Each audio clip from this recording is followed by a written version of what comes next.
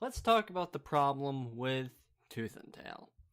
Now, if you don't know what Tooth and Tail is, I'm going to have to explain it to you really quickly, but it's not too hard of a thing to explain. It's just a game on Steam, about $20, normal price, and is a simplified RTS game with mice and other woodland creatures duking it out to eat each other.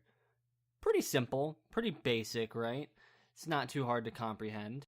And before I totally rip this game a new one, I do want to say that if you are getting into RTS games, this is a great game to get to practice and understand and learn how RTS games work, because it teaches you the pretty basic stuff about, unit management, building up an economy, things like that. It's actually really fun and really simple to get a grasp of, and makes a great first RTS game for anyone who wants to get into the genre. Now, this game sounds really good right now, doesn't it? Well, I'm about to tell you why the game is on my shit list right now. So, basically, this game has procedurally generated maps. What that means is every single map is different and unique in its own way. In some maps, you might have to fight up a hill in order to kill the enemy base, and on other maps, you might be stuck in a trench somewhere. It's really cool, actually, and it makes a really unique flair on this RTS genre crap. The problem comes in, though, when you start playing the single-player campaign, because every single map is randomly generated. If you don't understand why that's bad, I'm going to explain it to you in very simple terms. Let's have a quick look at Warcraft 3. Now, what does Warcraft 3 have that Tooth and Tail doesn't? It has maps that are handmade by the designers. So, as it is, you have a map that is static, you have a map that doesn't change or throw any new things in the wrench, and you have very clear goals and objectives that you need to hit in order to win the map. This is where Tooth and Tail struggles, because Tooth and Tail straight up just doesn't have these. It doesn't have any of these luxuries. Warcraft 3's maps all have just static map design and will never change. They never switch up. They're always the same. And because of that, you can learn from your mistakes.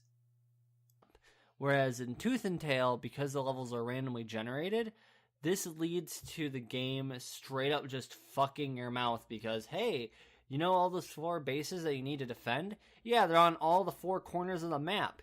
And guess what? You have to control your entire army with you at the same time. So you can't set up defenses in any way, shape, or form for these, bases. It's not very good. It's actually really bad. So before I actually talk about this, I do want to explain what I'm going to be doing next, which is, if I complain about a game, I want to at least be able to offer a solution to the problems presented in the design of the game.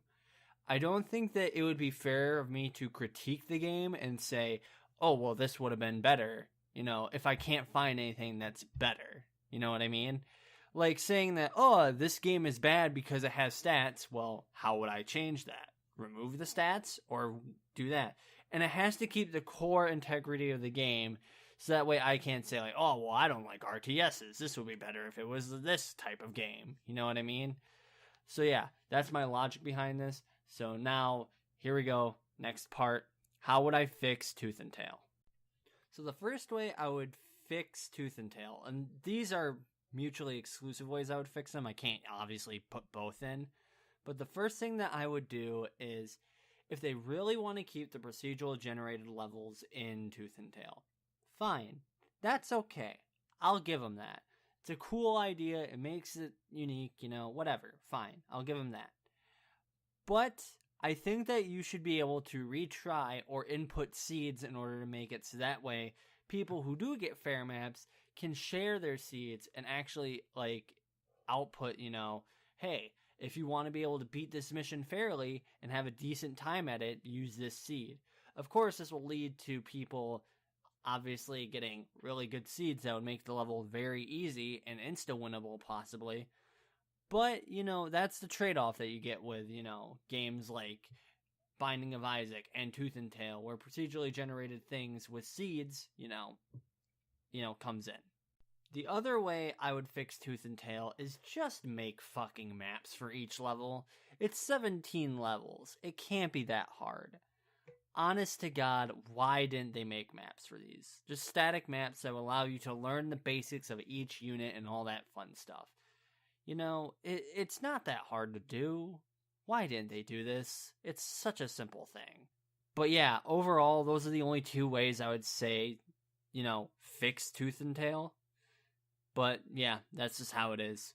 Overall, at the end of the day, Tooth and Tail is not a perfect game, but it's up there. It's really, really close.